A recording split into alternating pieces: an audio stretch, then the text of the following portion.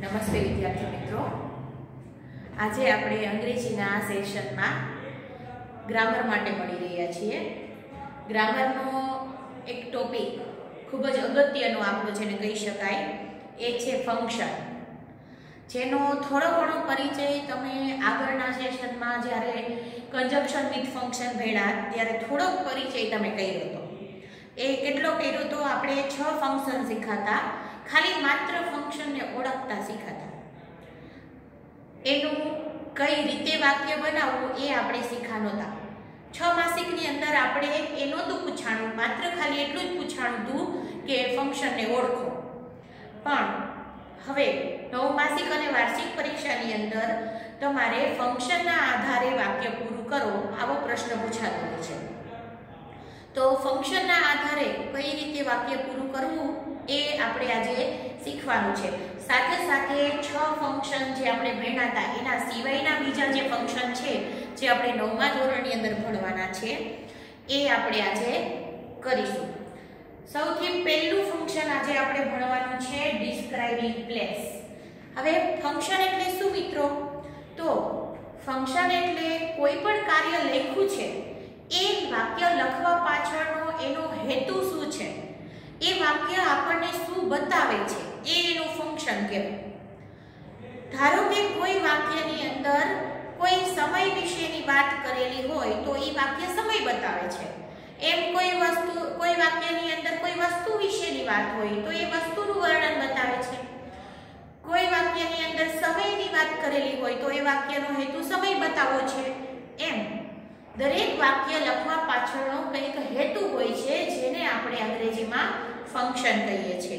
આજનું આપણું પહેલું ફંક્શન છે ડિસ્ક્રાઇબિંગ પ્લેસ. ડિસ્ક્રાઇબિંગ પ્લેસ એટલે શું? ડિસ્ક્રાઇબિંગ એટલે વર્ણવવું અને પ્લેસ એટલે જગ્યા. જગ્યાની કંઈક વાત કરેલી હોય એ એવું જો વાક્ય હોય તો એને આપણે ડિસ્ક્રાઇબિંગ પ્લેસ કહેવાય. એનું ફંક્શન કયું હોય? Describing place.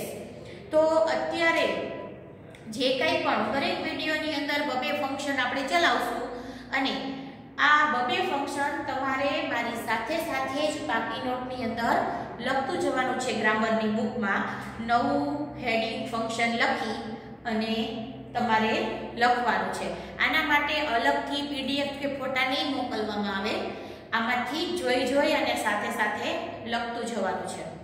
તો સૌથી પહેલા ડિસ્ક્રાઇબિંગ પ્લેસ છે તો એ શું બતાવે છે? તો એની અંદર પ્લેસ ઉપરથી જ આપણને ખબર પડે કે પ્લેસ છે એટલે એની અંદર જગ્યાની વાત હોય. તો જગ્યા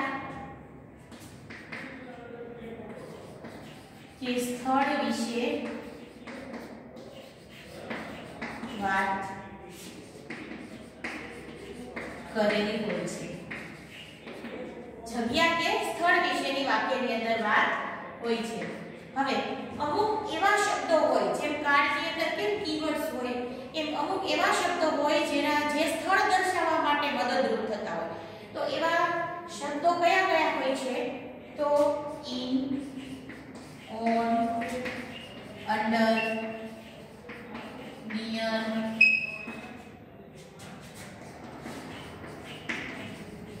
in front of, after, before,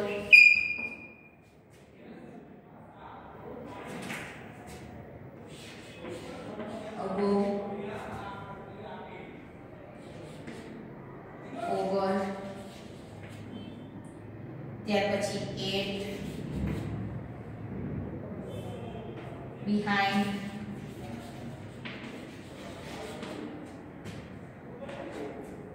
next to,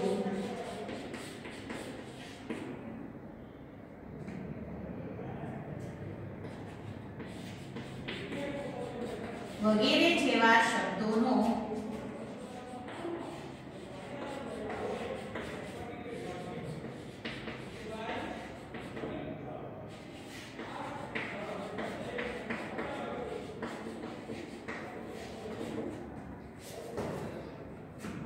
in, બધા જ શબ્દોના અર્થ આપણે જોઈ લઈએ.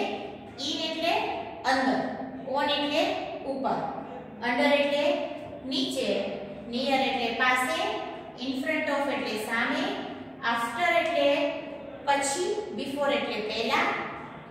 above એટલે ઉપર, over એટલે પણ ઉપર, at એ નિશ્ચિત સમય બતાવવા માટે at વાપરવામાં આવે છે, behind એટલે પાછળ, next to એટલે બાજુમાં વગેરે જેવા શબ્દોનો વાક્યની અંદર ઉપયોગ કરેલો હોય છે.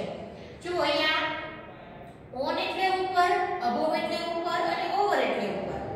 તો on એટલે કોઈ પણ વસ્તુને સ્પર્શ કરીને કોઈ વસ્તુ ઉપર પડેલી હોય તો આપણે on નો ઉપયોગ કરીએ છીએ.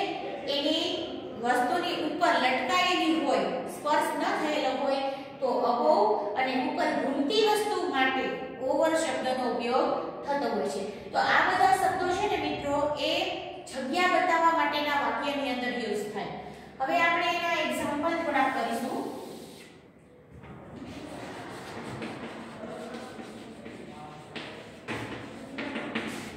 હવે તમારે પૂછાય છે શું? અધૂરા વાક્ય પૂરા કરો. હવે અધૂરું વાક્ય કઈ રીતે પૂરું કરવાનું હોય એના માટે થોડાક વાક્યો આપણે લખતા જશું આ બધા અલગ અલગ શબ્દોની મદદથી.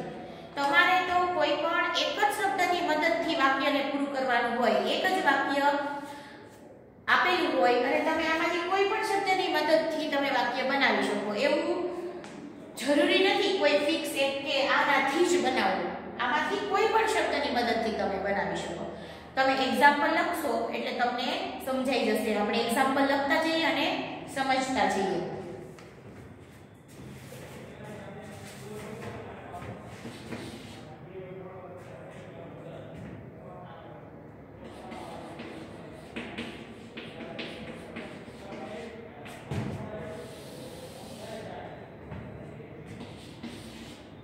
જો આવી રીતે વાક્ય આપેલું હશે તમને, રાજ will go. ત્યાંથી વાક્ય અધૂરું છોડી દીધું છે. વાક્ય અધૂરું છોડી દીધું છે અને તમને કૌંસમાં આવી રીતે આપેલું હશે describing place. કૌંસમાં આવું describing place આપેલું હશે એટલે એનો મતલબ શું? આ વાક્ય તમારે જગ્યાનું વર્ણન કરતું હોય એવી રીતે પૂરું બનાવવાનું છે. અધૂરું છે ને પૂરું કરવાનું છે. હવે તમારે આ વાક્યને પૂરું કરવું હોય તો આમાંથી તમે ગમે તે શબ્દોનો ઉપયોગ કરી શકો. તો આપણે વારાફરતી દરેક એક્ઝામ્પલની અંદર એક એક અલગ અલગ શબ્દોનો ઉપયોગ કરશું. હવે રાજ will go એટલે રાજ જશે, will go to the office. Raj will go to the office. રાજ ઓફિસે જશે. હવે અહીંયા ઓફિસ છે એ શું બતાવે છે? જગ્યા બતાવે છે. એ ઓફિસે જશે એટલે ઓફિસે જવાની વાત છે. અહીંયા જગ્યા બતાવવા માટેનું આપણે સેન્ટેન્સ પૂરું કર્યું. હવે એવી જ રીતે બીજું વાક્ય છે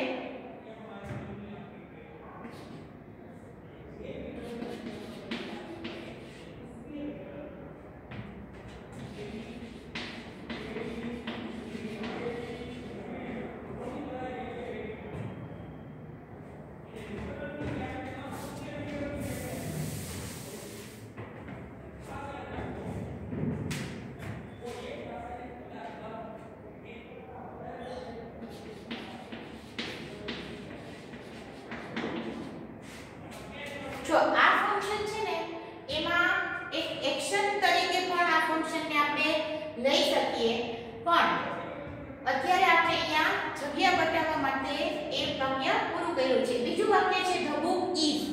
એમ કરી અને વાક્ય અધૂરું છોડી દીધું છે. હવે આ વાક્યને આપણે પૂરું કરવાનું છે. book છે ક્યાં છે? તો in the bed, on the table, under the table, આવું આપણે કંઈ પણ લખી શકીએ. તો આપણે અહીંયા the book is on the table.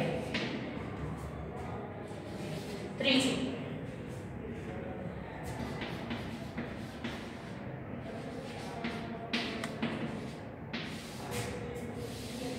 the cat is. હવે the cat આપ્યું છે, કદાચ આ is પણ ના આપ્યું હોય તો the cat is. હવે આપણે ધ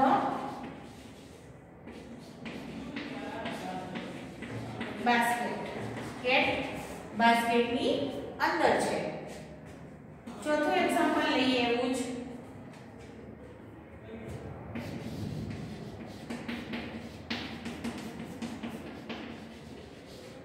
રાજ is sitting. રાજ બેઠો છે.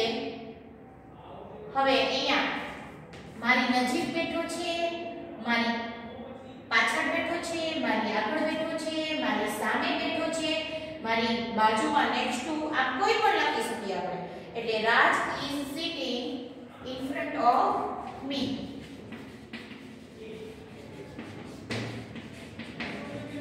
મારી સામે બેઠો છે. અહીંયા તમે આફ્ટર મી લખી શકો, બિફોર મી લખી શકો, નેક્સ્ટ ટુ મી લખી શકો, નિયર ટુ મી લખી શકો. એટલે આ વાક્ય કોઈ પણ રીતે તમારે બનાવી શકાય. એવું જરૂરી નથી કે મેં ઇન ફ્રન્ટ ઓફ નો ઉપયોગ કર્યો છે તો તમારે ઇન ફ્રન્ટ ઓફ નો જ ઉપયોગ કરવો, એ કઈ જરૂરી નથી.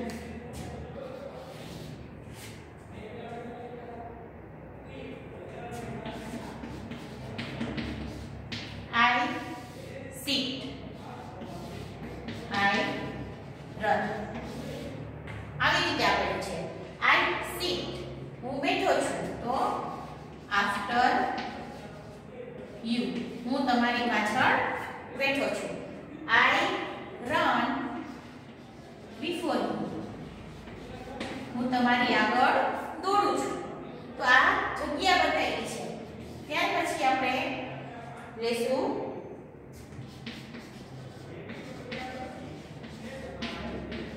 the shop is. shop છે ક્યાં છે તો આપણે લખી શકીએ near the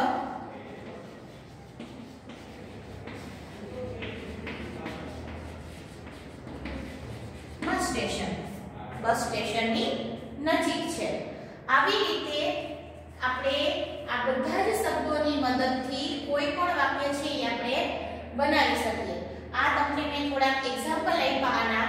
આવી રીતે તમારે ડિસ્ક્રાઇબિંગ ટાઈમ છે.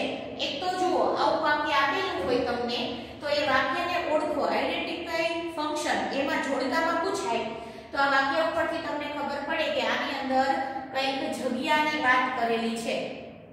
તો જગ્યા માટે ડિસ્ક્રાઇબિંગ પ્લેસ. તો એ ડિસ્ક્રાઇબિંગ પ્લેસ છે એ તમારે જોડવું પડે. જોડવું એ આનું ફંક્શન છે. અને બીજી રીતે આપણે ફંક્શન પૂછાય છે અધૂરું વાક્ય પૂરું કરો. એ અધૂરું વાક્ય પૂરું કઈ રીતે કરવાનું તો આવી રીતે વાક્ય આપ્યું હોય, ડિસ્ક્રાઇબિંગ પ્લેસ આપ્યું હોય એટલે આ શબ્દોમાંથી તમારે કોઈ પણ શબ્દની મદદથી વાક્ય પૂરું કરવાનું હોય. એક વાક્યનો એક માર્ક હોય છે. આવા 3 વાક્યો આપણે પૂછાય છે. તો ફંક્શન આપણે બે રીતે પૂછાશે. એક જોડકામાં જેમાં માત્ર ઓળખવાનું હશે અને બીજું અધૂરું વાક્ય પૂરું કરો. તો આવી રીતે બે રીતે આપણે ફંક્શન પૂછાશે. વિડિયો 2 મિનિટ માટે પોઝ કરી અને તમે આ લખી લો. પછી આપણે નેક્સ્ટ ફંક્શન કરીશું.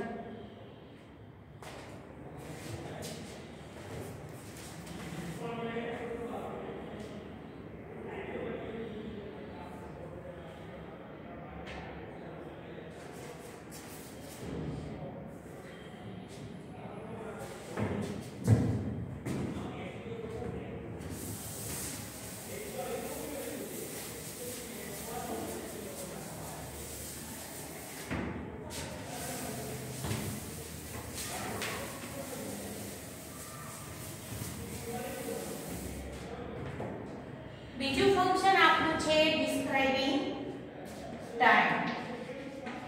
હવે ડિસ્ક્રાઇબિંગ ટાઈમ હોય એટલે વાક્યની અંદર કોઈ સમયની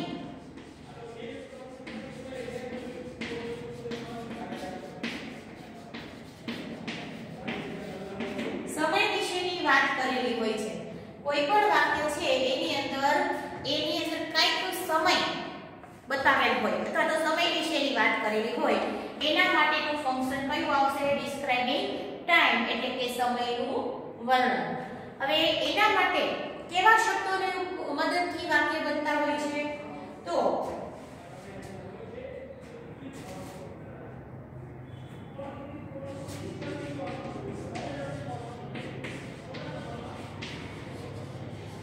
after, before, while, when,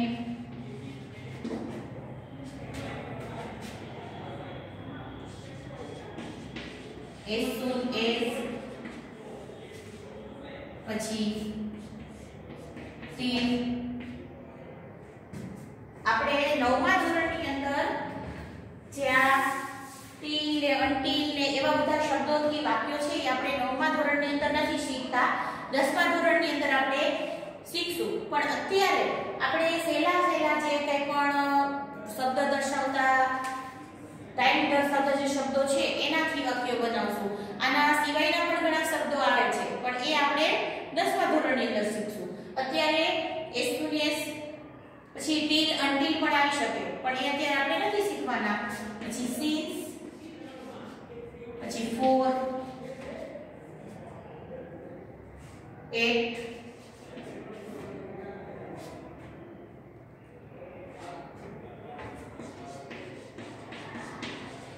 yesterday, tomorrow,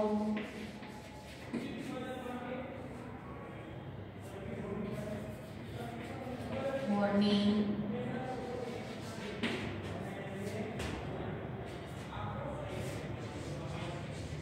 evening,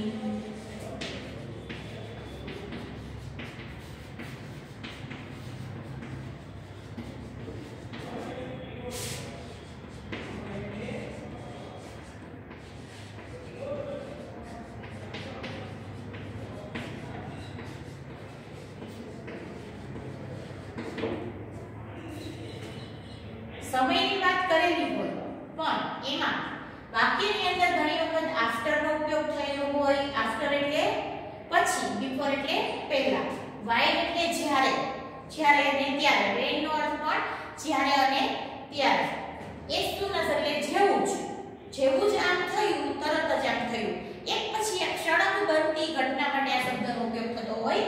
since અને for જે નિશ્ચિત સમય દર્શાવે છે since, અને for સમય ગાળો દર્શાવે છે જે ચાલુ પૂર્ણ વર્તમાન કાળ અને ચાલુ પૂર્ણ ભૂતકાળની અંદર તમે ભણી ગયા છો. since અને for નો ઉપયોગ. at પણ નિશ્ચિત સમય બતાવે છે. એવી રીતે yesterday એટલે ગઈકાલે, tomorrow એટલે આવતીકાલે, morning એટલે સવારે, evening એટલે સાંજે. આવા શબ્દો આ સિવાયના કોઈ ઈસવીસન લખેલી હોય, કોઈ 8 o'clock એમ સમય સીધો બતાવેલો હોય તો આ રીતે પણ વાક્ય સમયથી દર્શાવવા માટે બની શકે છે. એવું નથી કે આટલા શબ્દોમાંથી જ, એના સિવાય પણ બની શકે છે. તો એવા આપણે થોડાક એક્ઝામ્પલ પાછા આમાં પણ લખશું કે જે વાક્યોની અંદર સમયનું વર્ણન થતું હોય. તો સૌથી પહેલું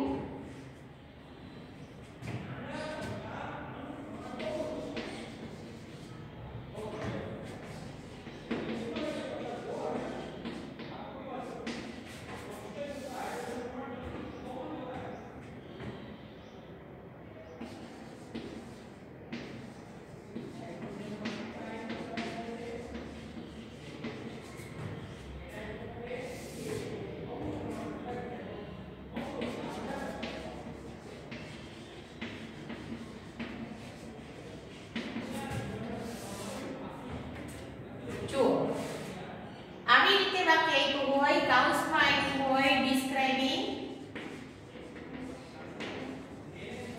ટાઈમ, આની અંદર શું આપ્યું હોય ડિસ્ક્રાઇબિંગ ટાઈમ. હવે ડિસ્ક્રાઇબિંગ ટાઈમ એટલે સમય બતાવતું હોય એવી રીતે આપણે વાક્ય પૂરું કરવાનું છે.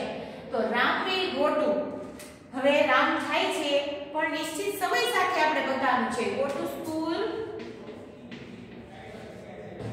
at 7 o'clock. રામ 7 વાગ્યે સ્કૂલે જશે એટલે આમાં નિશ્ચિત સમય આપણે કયો બતાવ્યો છે 8 થી સમય બતાવેલો છે સીધો 8 7 o'clock 7 વાગ્યે જશે. મીરા ફેલ ડાઉન, મીરા પડી ગઈ હતી, આપણે અહીંયા when થી બનાવીશું when, જ્યારે. મીરા પડી ગઈ હતી જ્યારે she was playing. આ શું થયું? સમય સમય બતાવ્યો કે જ્યારે તેણી રમી રહી હતી ત્યારે તે પડી ગઈ હતી. એટલે એ પડવાનો અને રમવાનો સમય બતાવે છે. એટલે આ વેન શું બતાવે? સમય બતાવે. I saw an accident. મેં એક એક્સિડન્ટ જોયું. આપણે એક while થી બનાવીએ તો while I was going to my office. જ્યારે હું મારી ઓફિસે જઈ રહ્યો હતો ત્યારે મેં એક એક્સિડન્ટ જોયું. એટલે અહીંયા શું છે કે ઓફિસે જવાના સમયની વાત છે. એ સમયે મેં એક્સિડન્ટ જોયું. જો આ વેન અને while નો ઉપયોગ ખાસ ધ્યાન રાખજો. વેન ના ઉપયોગની અંદર બંને બાજુ સરખો કાળ. અહીંયા પણ ભૂતકાળ છે અને અહીંયા પણ ભૂતકાળ છે. પણ while ની અંદર પણ એમ જ હોય છે કે એક વાક્ય સાદા કાળનું હોય અને એક વાક્ય ચાલુ કાળનું હોય.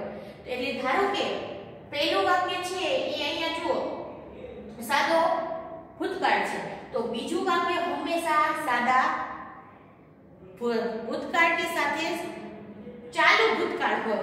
એટલે અહીંયા જો was going લખેલું છે. એટલે એક વાક્ય ભૂતકાળનું તો બીજું ચાલુ ભૂતકાળનું. જો વર્તમાનનું હોય તો બીજું ચાલુ વર્તમાનનું હોય. તો આવી રીતે when અને while ની મદદથી પણ તમે વાક્ય બનાવી શકો છો. ત્યાર પછી ચોથું જે સેન્ટેન્સ છે એ આપણે લખીએ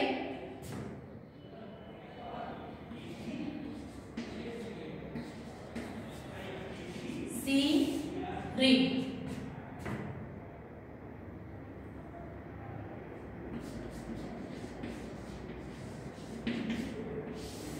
He went.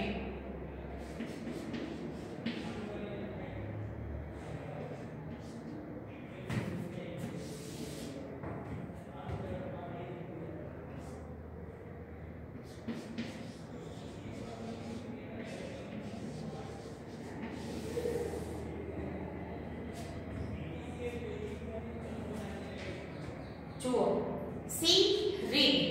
હવે રીડ તમને ખબર છે વર્તમાન કાળમાં રીડ હોય છે, ભૂતકાળમાં રીડ હોય છે. રીડ નું કોઈ એ અહીંયા સી છે. જો વર્તમાન કાળ આપણે લખ્યું હોય તો તમને ખબર છે કે પાછળ એસ કે એસ લગાડવો પડે, રીડ્સ હોય. એનો મતલબ અહીંયા શું છે? ભૂતકાળ છે. સી રીડ તેણે વાંચ્યું. હવે આપણે વાંચવાનો સમય બતાવવાનો છે તો આપણે શું લખશું? સી રીડ અ બુક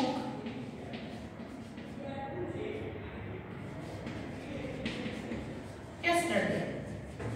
તેણે ગઈકાલે એક બુક વાંચી હતી. અહીંયા જો આના ઉપરથી તમને કાળ ખબર પડે તો આપણે અહીંયા ભૂતકાળ માટે સમય બતાવવા માટે yesterday લખ્યું. તો ભૂતકાળનું વાક્ય છે એટલે yesterday લખ્યું. જો ભવિષ્યકાળનું હોત કે વર્તમાનકાળનું હોત તો today કે tomorrow પણ લખી શકાય. પછી એવી જ રીતે he went એ ગયો. હવે he went તે ગયો હતો to the market.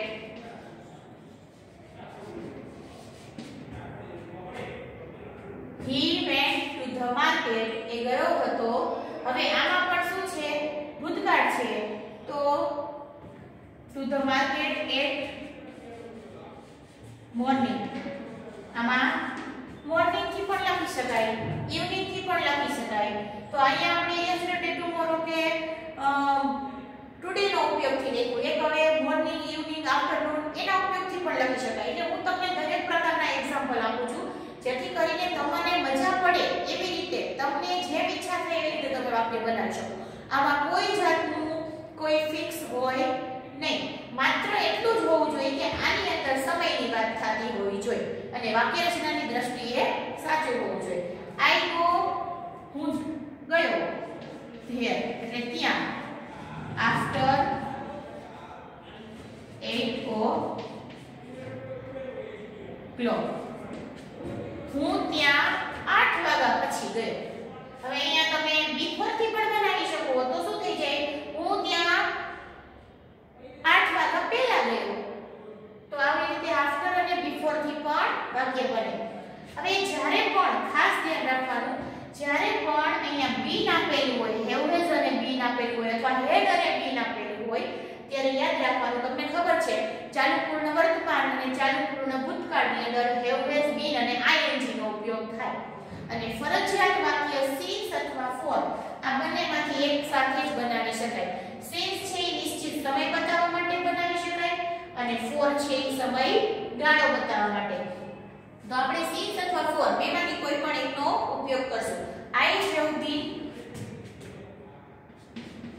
teaching English I have been teaching English હું ઇંગ્લિશ ભણાવી રહી છું હવે જો since નો ઉપયોગ કરી લખવું હોય તો since નિશ્ચિત આપણે સમય લખવો છે તો since 1980 તો આ શું થઈ ગયું 1880 થી તો 1980 થી તો આ નિશ્ચિત સમય થઈ ગયો કે 1980 થી હું અંગ્રેજી ભણાવી રહી છું થઈ ગયું હવે જો તમારે આને આ સેન્ટેન્સ for ની મદદથી લખવું હોત તો તમારે સમય ગાળો બતાવવો પડે કે ભાઈ 5 મહિનાથી ભણાવી રહી છું 5 વર્ષથી ભણાવી રહી છું તો અહીંયા શું લખવું પડે for 2 years 2 વર્ષ અથવા કયા 2 વર્ષથી કઈ નક્કી હોય નહીં સમયગાળો નિશ્ચિત ન હોય પણ આ since થી લખેલું હોય તો સમયગાળો નિશ્ચિત હોય ધારો કે અહીંયા તમારે આને સેન્ટેન્સ for થી બનાવવું હોય તો તમે આમ પણ લખી શકો for 2 years લખી શકાય ને તો વાક્ય શું બની જાય I have been teaching English for 2 years હું 2 વર્ષથી અંગ્રેજી ભણાવી રહી છું તો આવી રીતે કોઈ પણ શબ્દની મદદથી તમે સમય દર્શાવતું કોઈ પણ વાક્ય બનાવી શકો આ હતું આપણું બીજું ફંક્શન ડિસ્ક્રાઇબિંગ ટાઈમ આને વિડિયો પોઝ કરીને લખી લો પછી આપણે આપણું કામ અહીંયા આજના સેશનનું પૂરું કરીશું આવતા સેશનની અંદર ફરી પાછા બે ફંક્શન આપણે ભણીશું આ બાકી બુકમાં લખી અને વ્યવસ્થિત આનું વાંચન કરી અને સમજવાનું છે તો વિડિયો પોઝ કરી અને લખી લ્યો પછી આપણે આપણું કામ પૂરું કરશું